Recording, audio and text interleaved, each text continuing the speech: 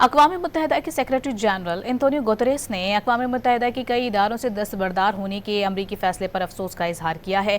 अमरीकी सदर Donald Trump का कहना था कि अमरीका कई बैनुल-अक़वामी और अक़वाम मुत्तहिदा के इदारों बेशमुल माहौलियाती मुआहदे और ख़वातीन के हुकूक से मुतालिक इदारे से निकल जाएगा, क्योंकि ये इदारे अमरीका के कौमी मफादात के खिलाफ काम करते हैं। अक़वाम मुत्तहिदा के तर्जुमान स्टीफन डुजार्क ने के मुताबिक जिन 31 इदारों की फहरिस्त अमरीका ने दी है, उनमें से बहुत से इदारों की फंडिंग लाजमी है और वो अक़वाम मुत्तहिदा के बाकायदा बजट से चलते हैं। अक़वाम मुत्तहिदा को ताहाल अमरीका की जानिब से कोई बाज़ाबता नोटिस नहीं मिला। तर्जुमान ने वाज़ेह किया है कि अक़वाम मुत्तहिदा के तमाम इदारे अपनी जिम्मेदारियां जारी रखेंगे। अक़वाम मुत्तहिदा के तर्जुमान स्टीफन डुजार्क ने के मुताबिक जिन 31 इदारों की फहरिस्त अमरीका ने दी है, उनमें से बहुत से इदारों की फंडिंग लाजमी है और वो अक़वाम मुत्तहिदा के बाकायदा बजट से चलते हैं।